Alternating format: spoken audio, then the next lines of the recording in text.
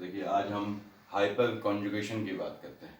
तो inductive effect जो होता है, जैसे हमने पहले पढ़ा होगा आप लोगों ने कि ये CH3 का होल ट्वाइस C 3 डिग्री का आप देखिए कार्बन है, यहाँ पे आपका होल ट्वाइस लिखा है ये, और ये आपका CH3 का होल ट्वाइस CH, ये हो गया आपका CH3 CH2 एंड CH3। तो इंडक्टिव इफेक्ट में आपने पढ़ा होगा पहले कि ये ऑर्डर जो होता है इसका, ये होता है आपका 3 डिग्री कार्बोकैटायन या कार्बन, यहाँ पे greater than 2 degree, greater than 1 degree, greater than methyl group. ये मिथाइल ग्रुप्स हैं इंडक्टिव इफेक्ट। जब आप किसी सैचुरेटेड चेन में जहाँ पे पाई बॉन्ड ना हो वहाँ देखते हैं, तो इनका ऑर्डर इंडक्टिव इफेक्ट का ये आता है। This is the order of inductive effect. यहाँ लिख दे रहा हूँ मैं, देखिए इंडक्टिव इफेक्ट का ये ऑर्डर आता है।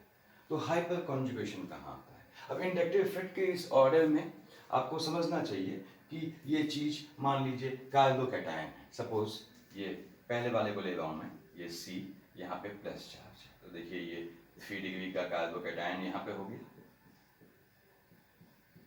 यहाँ पे ये भी इलेक्ट्रॉन को पुश करेगा, ये भी इलेक्ट्रॉन को पुश करेगा, ये भी इलेक्ट्रॉन को पुश करेगा, because of plus I plus inductive effect. तो इस कारण से चार्ज बैलेंस हो गया। चार्ज बैलेंस होने से क्या हुआ, इसकी स्टेबिलिटी शूट कर गई। चार्ज बैलेंस, ये हमेशा याद रखिए कि जितना कम आपका एनर्जी होगी या चार्ज होगा, lesser be the amount of energy, that means more will be the stability, उतनी ज़्यादा स्टेबिलिटी। एनर्जी कम होने से स्टेबिलिटी बढ़ती है। किसी की एनर्जी कम है, उसने जो है काफ़ी दिनों से खाना नहीं खाया है, तो obviously he is stable, he can not run. तो एनर्जी कम होने से हमेशा स्टेबिलिटी बढ़ती है। अब ये जो इंडक्टिव इफेक्ट है ये ठीक उल्टा हो जाता है the moment it is attached, the moment these groups are attached to some pi bonded carbon. This is known as hyperconjugation effect. अब इसको हम देखते हैं, देखिए कि यहाँ पे ये चीज जब जुड़ी हो किसी आपके पाई बॉन्डेड कार्बन के साथ। पाई बॉन्डेड कार्बन बहुत जगह आ सकता है, जैसे आपके एरोमेटिक कंपाउंड में आ सकता है, बेंजीन रिंग में आ सकता है, या नॉर्मल आपके एल्केन में आ सकता है। ये आपने CH डबल बॉन्ड CH2। अब यहाँ पे ग्रुप लगा है, मान लीजिए मिथाइल CH3। तो इस CH3 ग्रुप को देखिए, यहाँ पे ऑर्डर क्या है आप देख रहे हैं कि 3 degree, greater than 2 degree, greater than 1 degree, greater than methyl. जब हम बात करते हैं the moment we talk about inductive effect, then this was the order. तो मैं अभी इस ऑर्डर को हटा दे रहा हूँ, क्योंकि अब हम इसका अगला पार्ट देख रहे हैं कि ये ऑर्डर बदल जाता है जैसे ही आपका हाइपर कॉन्जुगेशन इफेक्ट आता है। और हाइपर कॉन्जुगेशन इफेक्ट कब आया? जब आपके पाई बॉन्डेड कार्बन से एल्किल ग्रुप जुड़ गया, जिन एल्किल ग्रुप्स की हमने बात की। अब मैंने यहाँ पे इसको हटा के इस तरह से लिख दिया, देखिए C, ये H, इस तरह से बाइफरकेट कर दिया। अब यहाँ पे क्या होता है कि ये मोमेंटरी, ये आपका H हट गया, देखिए ये H हटा। तो H हटने से क्या हुआ, यहाँ पे ये हो गया H प्लस, ये आपका देखिए C, और इट वॉज H, यहाँ देखिए H है आपका, ये आपका CH डबल बॉन्ड CH2, ये यहाँ माइनस आ गया। अब इस माइनस ने, जैसे आपने रेजोनेंस में पढ़ा होगा या कभी बताऊंगा आप लोगों को, इस माइनस ने इसको किक किया, किकिंग किया, इस बॉन्ड को तोड़ा। अब इस बॉन्ड को तोड़ा, देखिए तो आप जानते हैं ये बॉन्ड टूटा, देखिए माइनस के पास क्या आएगा, प्लस आएगा। Obviously opposite charges will try to come together. ये प्लस आया तो यहाँ माइनस गया। अब इस माइनस प्लस ने तुरंत immediately they form the bond, bond बन गया। यहाँ पे इस तरह से स्ट्रक्चर आ गया डबल बॉन्ड का। सिमिलरली देखिए ये एक स्ट्रक्चर आया।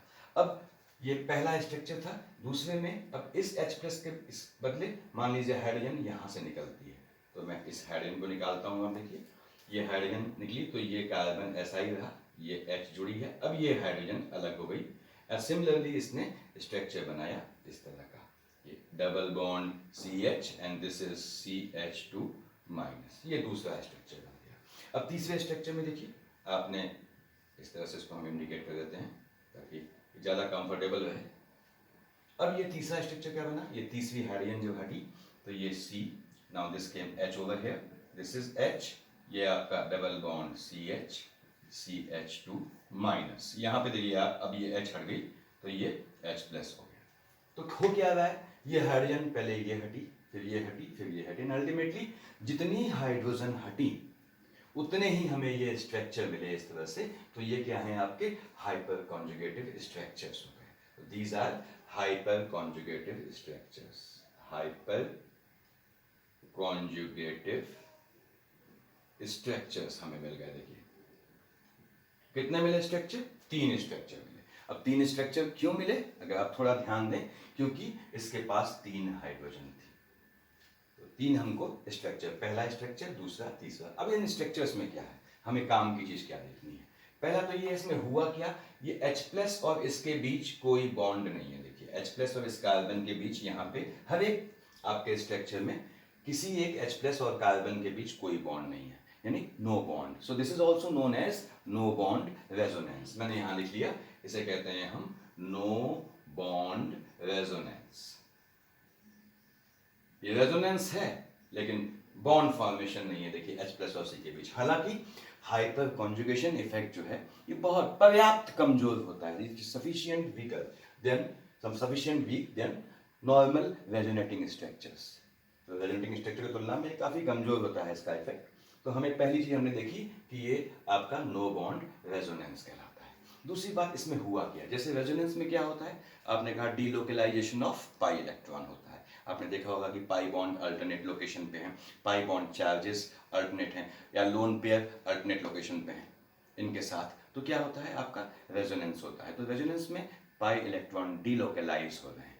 इसमें क्या होता है, सिग्मा इलेक्ट्रॉन्स जो हैं आपके डीलोकलाइज होते हैं। देखिए सिग्मा इलेक्ट्रॉन, आप देखिए यहाँ पे जो ये बॉन्ड था, ये इसके सिग्मा इलेक्ट्रॉन, ध्यान दीजिएगा, इसके p ऑर्बिटल के साथ, देखिए इसके p ऑर्बिटल और इसके सिग्मा की जो ओवरलैपिंग है, उस ओवरलैपिंग में सिग्मा इलेक्ट्रॉन मर्ज कर जा रहे हैं। ये क्या है, वहां डीलोकलाइज हो रहे हैं। तो याद रखिएगा कि हाइपर कॉन्जुगेशन में डीलोकलाइजेशन ऑफ सिग्मा इलेक्ट्रॉन होता है। किसके बीच में, आपके ये पाई बॉन्डेड p ऑर्बिटल और सिग्मा ऑर्बिटल जो ये बना हुआ है CH, इनके बीच में। तो ये आपका हाइपर कॉन्जुगेशन इफेक्ट है। इसने चीजों को पलट कैसे दिया, उल्टा कैसे कर दिया। हम तो कह रहे थे साहब कि अभी इंडक्टिव इफेक्ट का ऑर्डर ये होता है। हमने कहा कि जैसे ही हाइपर कॉन्जुगेशन आएगा, कब आएगा, जब यही ग्रुप लगे होंगे पाई बॉन्डेड इलेक्ट्रॉन के साथ। तो उस केस में क्या होगा, आपका इंडक्टिव इफेक्ट ठीक उल्टा हो जाता है। The moment these groups, any of these alkyl group is directly attached to pi bonded carbon, then inductive effect just reverses. That is known as hyperconjugation or no bond resonance or Baker-Nathan effect, जो यहाँ लिखा हुआ है। देखिए अब यहाँ पे क्या है कि हमको पहले देखना है कि हमने जो हाइड्रोजन कार्बन ली है, देखिए आप ध्यान दीजिएगा कि इसमें कुछ कॉन्सेप्चुअल चीजें हैं जो मैं उम्मीद कर रहा हूँ आप लोगों को पहले से आती होंगी, फिर भी हल्का बता देता हूँ कि पाई बॉन्ड को, पाई बॉन्डेड कार्बन को आप जब फंक्शनल ग्रुप की सीरीज देखते होंगे तो पाई बॉन्ड की भी प्रायोरिटी सीरीज में पाई बॉन्ड को भी शामिल किया गया। यानी क्या है कि पाई बॉन्ड भी, डबल ट्रिपल बॉन्ड भी एक तरह से फंक्शनल ग्रुप का ही काम करते हैं। और फंक्शनल ग्रुप का नियम क्या है कि फंक्शनल ग्रुप कंप्लीट से जो कार्बन सीधे जुड़ी होगी वो अल्फा कार्बन होगी। Now this is suppose the functional group, तो ये जुड़ी हुई कार्बन अल्फा कार्बन होगी। तो यहां से हमको एक चीज और मिली जो मैं, देखिए ये अल्फा हो गई। इसका मतलब जितनी ज्यादा अल्फा कार्बन से जुड़ी हुई क्या होंगी, ये हाइड्रोजन, अल्फा हाइड्रोजन हो गई। हाइड्रोजन जिस कार्बन से जुड़ी होगी, 1 डिग्री कार्बन से जुड़ी है तो 1 डिग्री हाइड्रोजन हो गई, 2 डिग्री से तो 2 डिग्री हो गई। ये कार्बन का गोत्र ले लेती है। तो क्या होता है कि यहाँ पे आप देख रहे हैं ये आपकी अल्फा है, तो अल्फा कार्बन से जुड़ी हाइड्रोजन, ये भी अल्फा हो गई, ये भी अल्फा, ये भी अल्फा, यानी 3 अल्फा हाइड्रोजन है यहाँ पे। तो 3 अल्फा हाइड्रोजन से क्या हुआ, 3 हाइपर कॉन्जुगेटिव स्ट्रक्चर बने जो सामने हैं आपके। तो यानी यहां लिख दे रहा हूं, देखिए कि हायर एरो ऊपर की है, मतलब हायर द अल्फा हाइड्रोजन्स, जितनी ज्यादा अल्फा हाइड्रोजन होंगी, इसको हटा देते हैं हम लोग ताकि कंफ्यूजन न रहे आप लोगों को। जितनी ज्यादा आपकी अल्फा हाइड्रोजन्स होंगी उतने ही ज्यादा हाइपर कॉन्जुगेटिव स्ट्रक्चर होंगे और उतना ही मॉलिक्यूल स्टेबल होगा। Higher the alpha hydrogen, more will be hyperconjugative structures. This is hyperconjugative. ऐसे एरो से याद किया कीजिए, आपको कॉम्पिटिटिव एग्जाम में अच्छा लगेगा।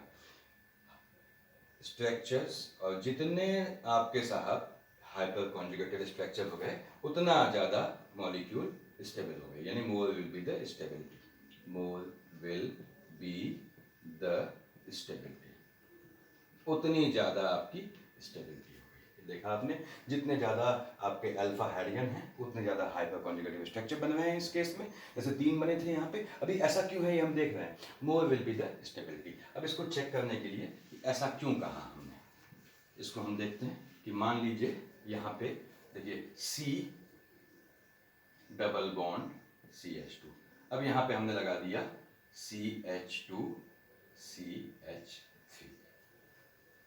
जब पहले ग्रुप लग क्या लगा था, CH3 ग्रुप लगा था, तो कितनी अल्फा हाइड्रोजन थी, 3 अल्फा हाइड्रोजन, यानी 3 हाइपर कॉन्जुगेटिव स्ट्रक्चर, शॉर्ट में लिख रहा हूं मैं, बने थे। अब यहाँ पे आपने कहा कि ये फंक्शनल ग्रुप है, बगल वाली कार्बन कौन सी है बच्चों, ये वाली है अल्फा। कितनी हाइड्रोजन जुड़ी हैं, 2 हैं, तो इसके पास क्या है, 2 अल्फा हाइड्रोजन है। यहाँ लिख लिया मैंने, देखिए आपके कंफर्टेबिलिटी के लिए यहाँ लिख दे रहा हूँ मैं CH2। अब इसमें क्या है आपका 2 अल्फा हाइड्रोजन, यानी क्या होना चाहिए, 2 हाइपर कॉन्जुगेटिव स्ट्रक्चर।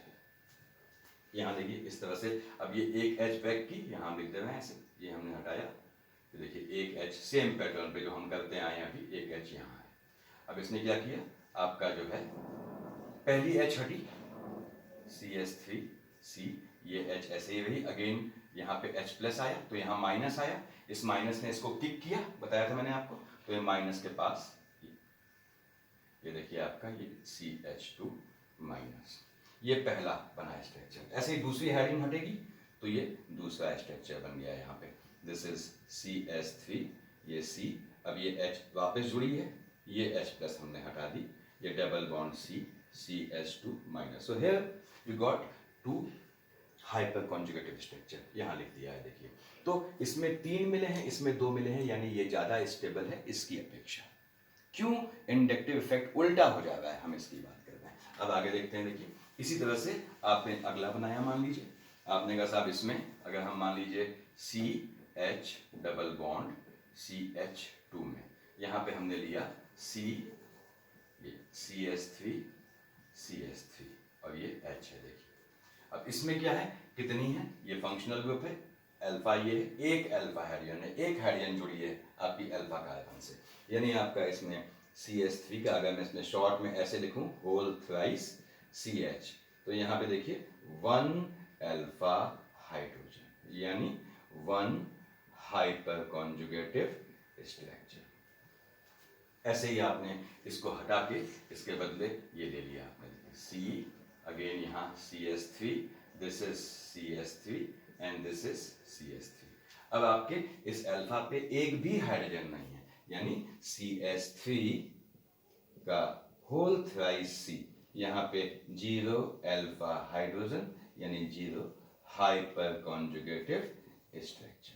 तो ये हमको मिला, इसका मतलब सबसे ज्यादा हाइपर कॉन्जुगेटिव स्ट्रक्चर कहाँ है, आप देख रहे हैं CH3 में है। तो ऑर्डर क्या हो गया, अगर हम स्टेबिलिटी पैटर्न के लिए मान ले, ये हो गया CH3 greater than CH3 CH2 greater than आपका CH3 का होल ट्वाइस, ये होल ट्वाइस है, whole twice CH greater than CH3 का होल थ्राइस C।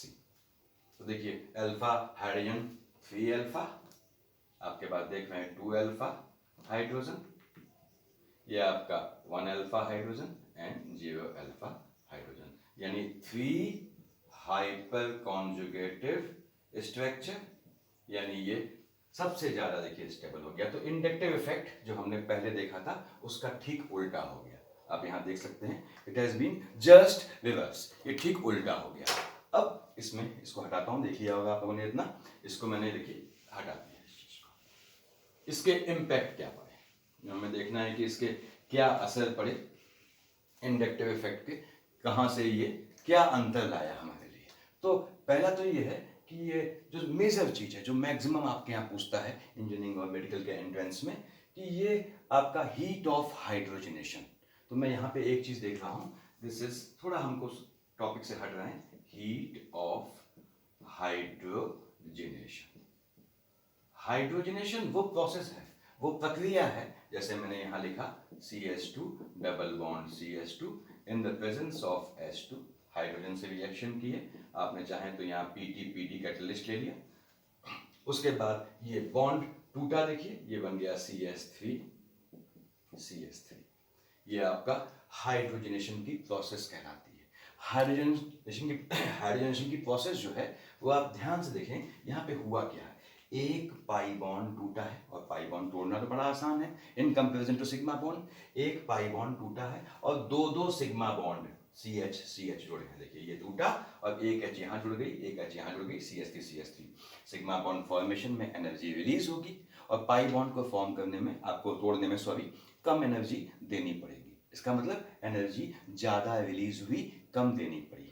जब भी एनर्जी रिलीज होती है, आप जानते हैं that reaction is exothermic, thermodynamically हम उसको एक्सोथर्मिक कहते हैं। तो ये याद रखिए कि हाइड्रोजनेशन वो प्रोसेस है जो हमेशा अनएक्सेप्शनली एक्सोथर्मिक होती है, आपके सिलेबस के हिसाब से।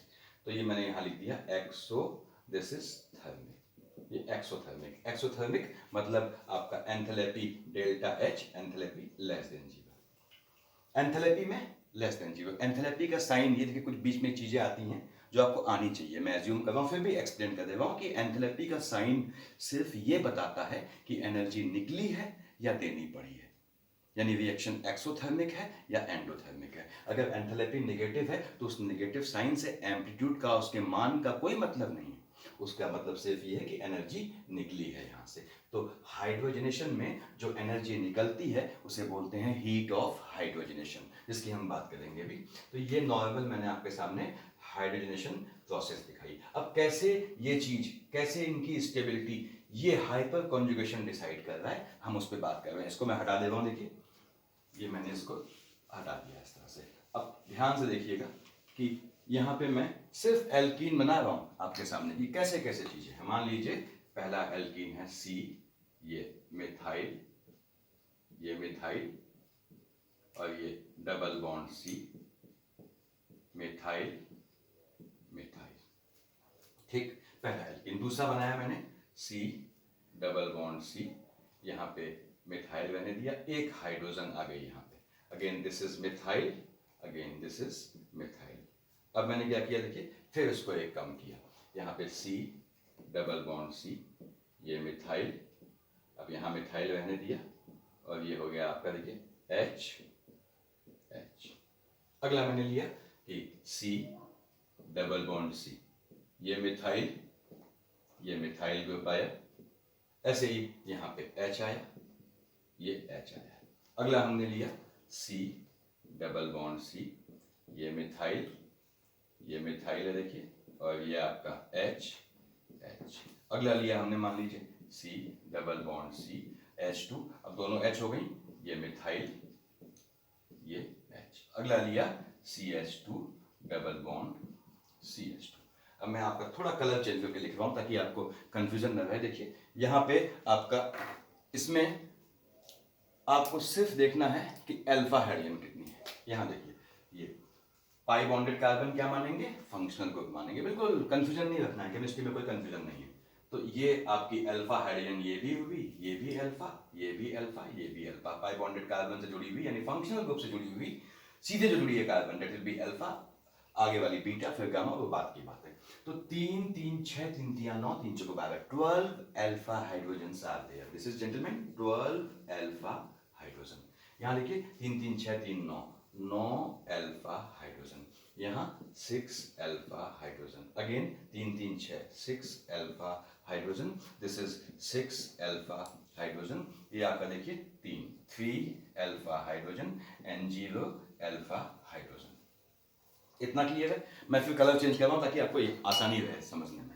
अब देखिए यहाँ पे क्या है, 12 अल्फा हाइड्रोजन है, तो कितने बने हाइपर कॉन्जुगेटिव स्ट्रक्चर? मैंने बताया था पहले आप लोग को, जितनी अल्फा हाइड्रोजन उतने ही हाइपर कॉन्जुगेटिव स्ट्रक्चर। तो यहाँ पे बन गए 12 हाइपर कॉन्जुगेटिव स्ट्रक्चर।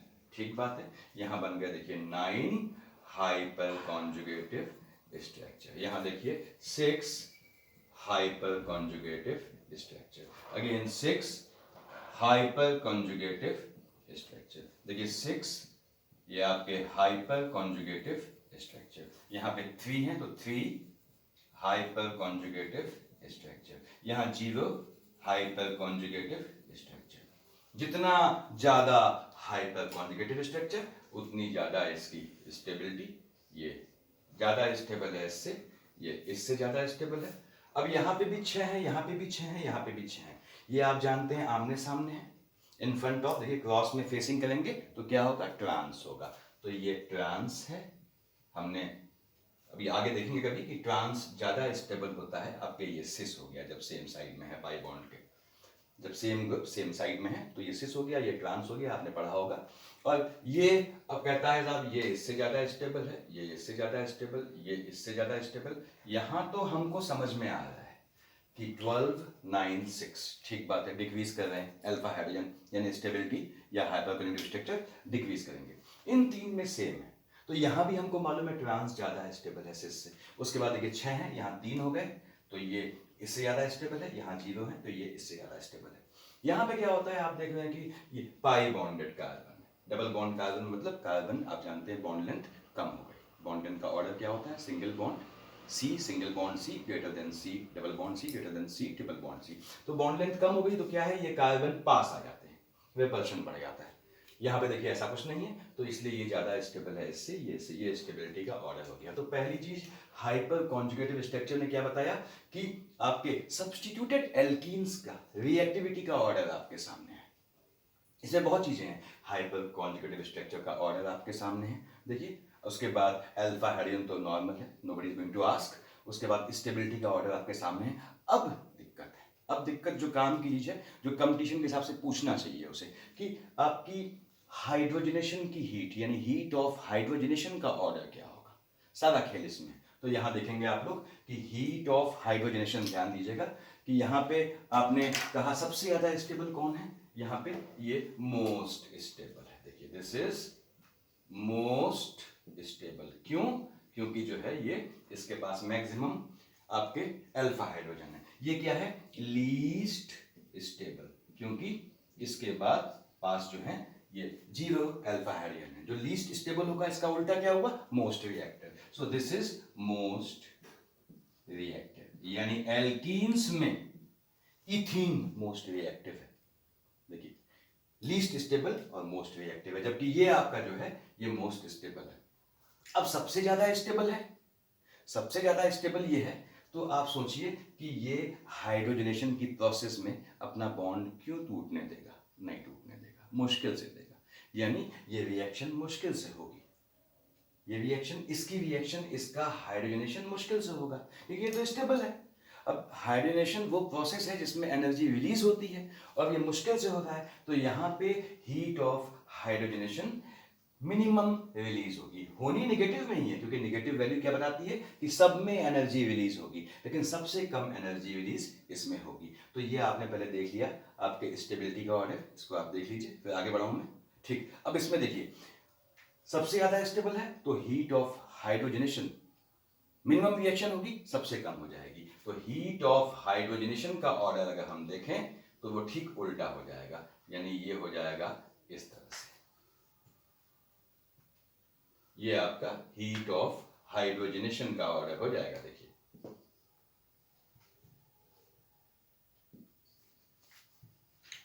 ये काम की चीज है, ये आपसे कई बार पूछा है उसने, और आपको ये ध्यान रहनी चाहिए। अब now order of, this is order of heat of hydrogenation, heat of hydrogenation, ये आपका इफेक्ट, इसका जो मेजर इफेक्ट जो बेसिकली पूछता है वो ये है। अब इसके और क्या इफेक्ट है आपने देख लिया, तो मैं इसको बता दूं। इसके और क्या इफेक्ट हैं? इसके और इफेक्ट ये हैं कि बहुत चीज़ें हैं, stability of carbocation, stability of free radical decide करता है ये। ऐसे ही मिथाइल ग्रुप अगर बेंजीन पे लगा हो तो उसको भी ये डिसाइड करता है कि कैसे उसका जो आने वाले रिएजेंट को, आने वाले जो अटैकिंग स्पीसीज है उसको वो कहाँ डालेगा। यानी आपका डायरेक्टिव इन्फ्लुएंस को मिथाइल ग्रुप के निर्धारित करने वाला, डिसाइड करने वाला या एक्सप्लेन करने वाला हाइपर कॉन्जुगेशन फैक्टर होता है। तो वीडियो लंबा हो जाएगा तो उसको हम सेकंड पार्ट में देख लेंगे। तो थैंक यू फॉर दिस।